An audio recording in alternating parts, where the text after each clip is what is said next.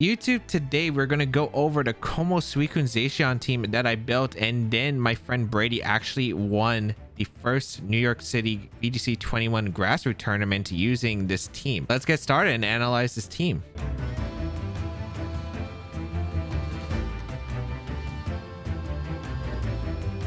So why Kommo-o? As I said before, I really did enjoy using Kommo-o after testing for the Yveltal team on the last team on back-to-back battles, and it just was a fantastic Pokemon. Ended up doing so well against a lot of the common staples you'll see in Series 10, against Incineroars, against Urshifus, against Zacians that don't run play routes, against Riolabooms, against Regieleki. It's just really strong against a lot of those common staples.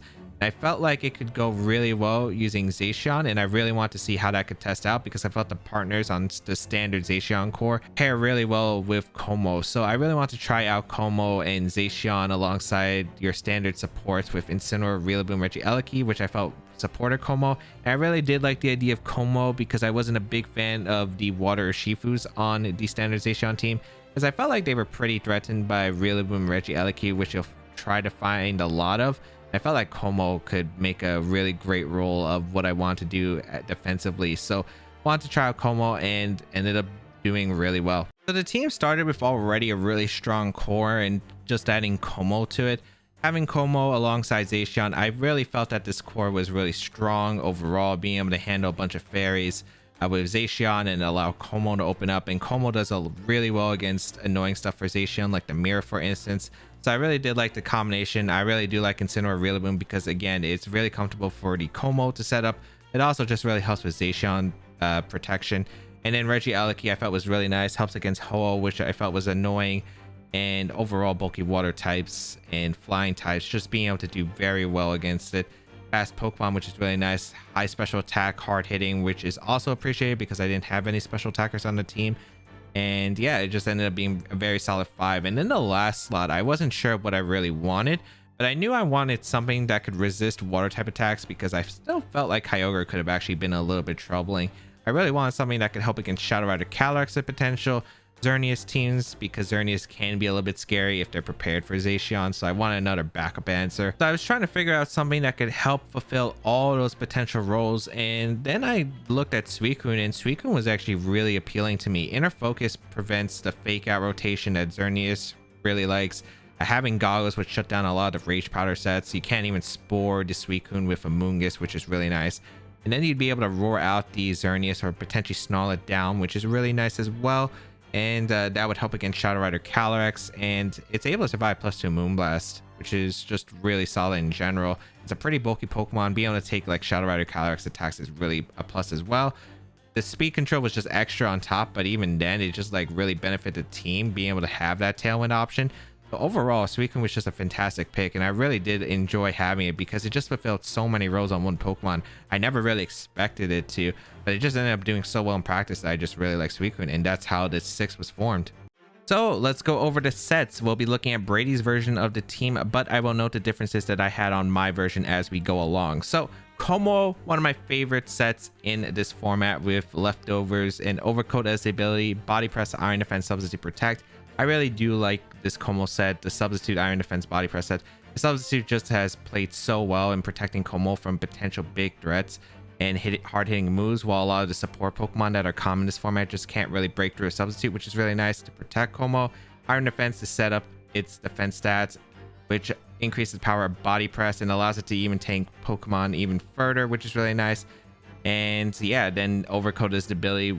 I like Overcoat as ability, and me and Brady both agreed that Overcoat was the most useful ability that was consistent because of Volcarona and Amoonguss. Ignoring Rage Powder is pretty big, ignoring Spore from Amoonguss as well. And we didn't think that Soundproof or Bulletproof were really necessary, as it was a bit more rare. But although all 3 abilities could have worked on this, we just preferred Overcoat as the ability overall. So the EV spread differs a little bit. I run 244 HP EVs. He runs 204. The reason is he hits 176, which is a number divisible by 16. So he gets 1/16 of his health every time, or even 1/8 of his health every time with the combination of leftovers and grassy terrain. I like the 244 because it changes some of the Zacian Sacred Sword rolls after Intimidate to break through Substitute. This gives me a better odds of the Substitute surviving, but Of course, that depends on the Zacian spread as well, and it's not really like a big factor that changes the entire game.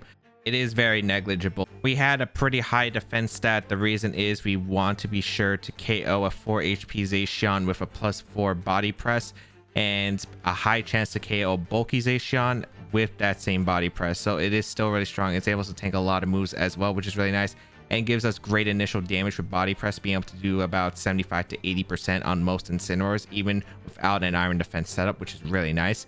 And then he has more special defense than me because he dumped the HP EVs into special defense. Again, I don't think it really matters too much overall, but that is a little bit of a difference. But as I said in my previous Kommo video, that I think there are a ton of different spreads that you can run on the Kommo set, and the extra EVs don't really change too much in my opinion, and it's really just up to preference overall. So yeah, but Kommo just still being able to do the same role. It's still tanky, being able to dish out a lot of damage with body press. It is a fantastic Pokemon in this format. Next, we have Incineroar, and actually the Incineroar does differ quite a bit from my Incineroar. So he ended up going with the standard Incineroar set with a bulky berry and parting shot, while I had an assault vest originally with U-turn.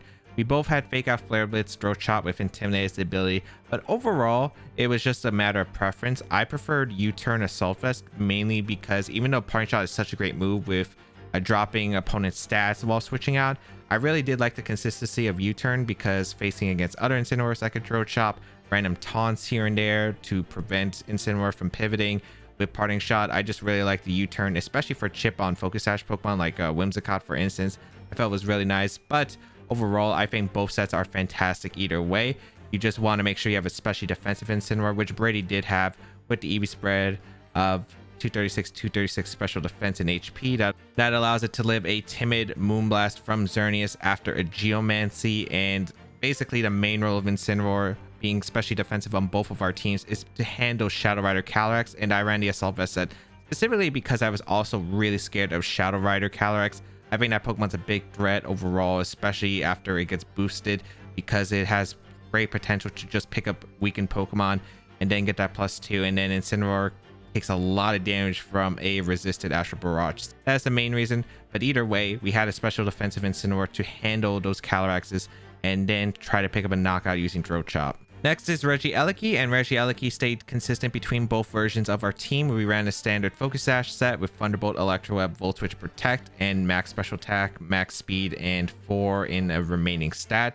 Overall, it's just supposed to do a lot of damage, survive one attack with Focus Sash, hit really hard, provide speed control. Regieleki is just a fast Pokemon that's really hard for a lot of teams to handle because of how fast it is. Can even outspeed a lot of Choice Scarf Mons and just disrupt them.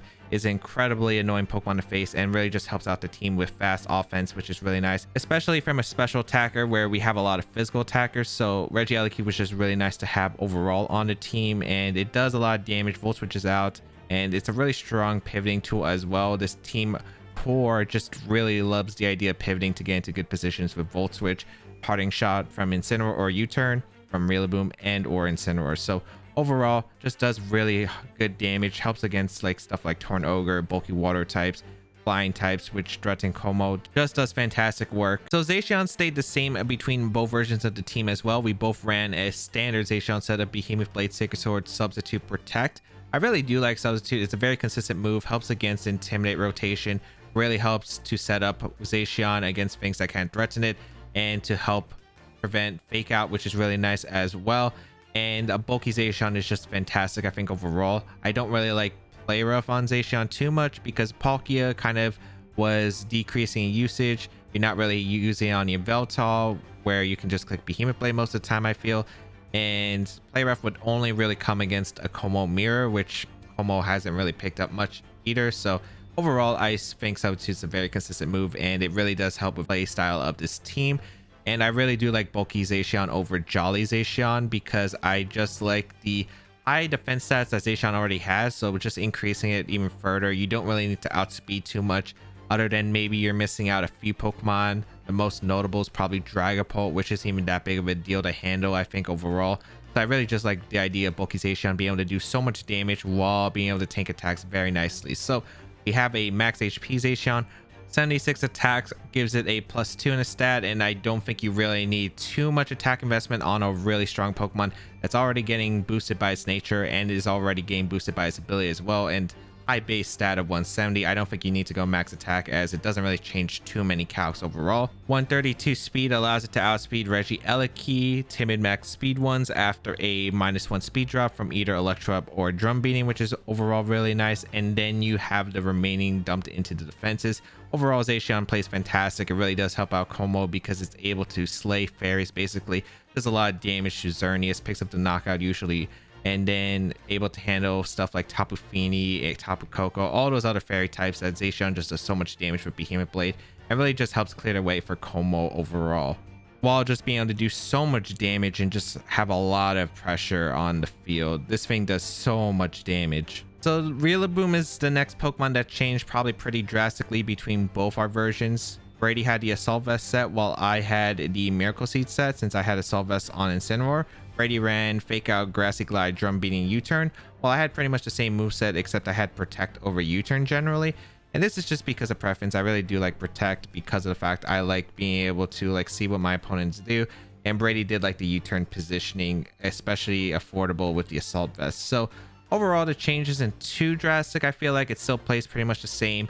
A Drum Beating was a great move because of the fact that it gives another form of speed control. Wood Hammer did change quite a bit of calcs after recall, which is why I didn't really like Wood Hammer. And I thought Drum Beating was a cool move because things that want to switch into Rillaboom, potentially like other Zacians trying to catch a Grassy Glide, being able to get a Drum Beating and then get a bit of speed control from my Zacian is fantastic. So that's why I really like Drum Beating. Doesn't take the recall, avoids stuff like Serena, Kyogre, blocking the Grassy Glide, so you can Drum Beating the Kyogre instead, which is able to pick up the knockout, and that's fantastic. So I really do like the Drum Beating on Rillaboom. And Brady did prefer the U-Turn set for positioning. I prefer Protect, but I think both are very solid moves. Miracle Seed and Assault Vest are fantastic items. They didn't really change too much of Rillaboom, although it did change some calcs, especially like switching into Water Spout, for instance, which I felt like was pretty big from Kyogre. Since with my Miracle Seed set, you had to play a bit more carefully against Kyogre, while you can usually switch into 2 Water Spouts at least with the Assault Vest set from Rillaboom. The EV spread differs because I had a lot of special defense on my Rillaboom set, while Brady doesn't have to run as much because he does have the Assault Vest to help cover the special defense stat, and I had a lot less attack while he's able to because I had the Miracle Seed originally, which allowed me to run less attack, while he needs the a bit more attack to deal more damage with Grassy Glide and Drum Beating without that Miracle Seed. So he ran max HP. I also ran max HP. He ran 196 attack. I ran quite a bit less. 196 attack gives you a +2 stat in the attack stat as well, and you don't really need to go max attack on Rillaboom. It does a lot of damage with Grassy Glide and the grassy terrain up from its ability. Drum Beating, fantastic. U-Turn for pivoting. Have a bit of special defense, and then dump the remaining in the remaining stats. My Rillaboom was actually a little bit different. I had 52 speed on my Rillaboom because I wanted to outspeed Shadow Rider Calyrex under Tailwind, and Brady decided that it wasn't necessary and just ended up going 4 speed to give extra EVs into the special defense and attack, which you really need. So overall, I think it's not really that big of a change either. But having U-Turn over Protect is definitely a bit, because it allows you to play more aggressively with Rillaboom and position yourself with U-Turn. Be able to do a lot of pivoting with Volt Switch and Parting Shot that he has on the team. And overall, it just comes down to preference either way. I think both items are fantastic, and I think both sets are great, especially since they play a little bit differently. I like the Miracle Seed, and you were able to do more damage with the grass moves to bulky water types, and especially Tapu Fini, which I felt was kind of necessary. But overall, I think it doesn't really matter too much, and both sets are fantastic. Finally, Suicune. And Suicune is a Pokemon I really liked on the team overall. I wasn't even sure how it would originally place on the team, but after testing it, it just did really well. And I really did like the idea of the Safety Goggles Inner Focus set with Skull, Tailwind, Snarl, and Roar. I really wanted something that resisted water types to help against potential Tornogre matchups, but I also wanted a bulky water type that could also help out against Shadow Rider Calyrex, as well as potentially like other Zacian matchups, as well as Xerneas teams, because Xerneas teams can be a little bit scary if they play really well. Even with Zacian and perfect pivoting, like that's something that most Xerneas teams are prepared for. So having another extra backup is just really nice against those kind of teams, and Suicune just ended up fulfilling the role. So Safety goggles was really nice. Being able to avoid Spore from Amoonguss and Rage Powder from Amoonguss and Volcarona was huge.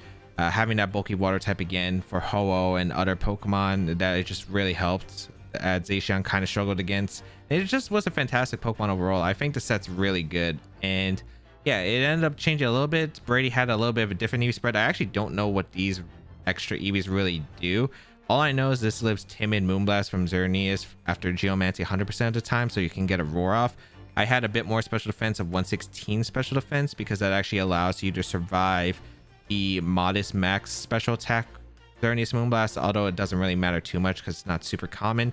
He added a bit more in defense. I had 60 speed because I didn't want to speed tie my Rillaboom. Although the 52 speed allows it to outspeed Shadow Rider Calyrex, I had 60 because, again, my Rillaboom was a little bit different. But overall, doesn't really matter too much. It's just a solid Pokemon. This Suicune is just going to be able to survive attacks, get up Tailwind, Roar to disrupt your opponent's strategies, and Snarl and Scald. Fantastic for a bit of chip and helping the other Pokemon set up. And Snarl is fantastic with Kommo as well. Be able to set its defenses up while being able to lower your opponent's special attacks, so it's not doing anything damage to Kommo-o. So what are your common leads and how do you play this team? Overall, this team is pretty straightforward.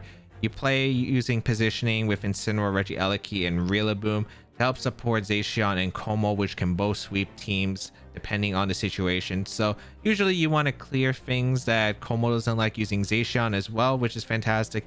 But overall, both Pokemon have the capabilities of sweeping the team under the right conditions. So you want to look to either setting up with Zacian or Kommo for your win condition, while being able to pivot around, protecting them using Incineroar, Rillaboom, or fast threats with Volt Switch Eleki. Your common leads, this team's actually very flexible. You can actually lead pretty much anything with anything and it will still be a really strong lead. It is very flexible. So fake out users, just really nice in general. You can lead Rillaboom and Incineroar with anything for fake out, or just like being able to parting shot U-turn immediately into another fake out user, and the cycle can continue. It really helps with Kommo setup. Zacian setting up a substitute, or like pivoting between Intimidate or setting up your own substitute. Regieleki just being able to do a lot of chip damage with Volt Switch, and of course being able to pivot with Suicune, getting Tailwind up and protecting it.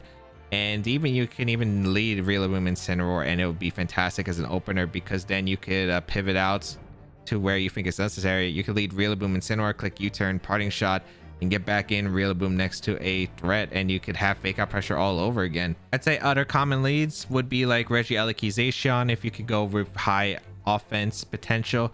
I really do like Zacian and Suicune, especially in a few matchups like Xerneas, which can be really nice to help shut it down. Most of the options for it to set up Geomancy, or against Shadow Rider Calyrex, being able to set up Tailwind against it is really nice as well, and having that Snarl pressure while Zacian doesn't get knocked out by Shadow Rider Calyrex and can threaten the knockout using Behemoth Blade, I felt like is really nice. And overall, you just have so many options, but those are probably the main leads I would say that this team utilizes. But again, this team has a lot of different lead options. It's very flexible, and experiment with the leads if you try out this team, because this team can probably lead anything with anything and it will do really well depending on the matchup and what you're setting up for to win. And that is going to be the end of today's video. I hope you all enjoyed the thought process of what went behind this team. If you did, please leave a like down below, leave a comment down below. It really does help me out. And you can check out my social medias as well as Brady's down below in the description, and check out the pay spin for this team as well. But try out the rental code on your screen. Let me know what you think about the videos and this kind of style of videos. But otherwise, thank you all for tuning in. Have a great day, people. And until we battle again, I'll catch y'all later.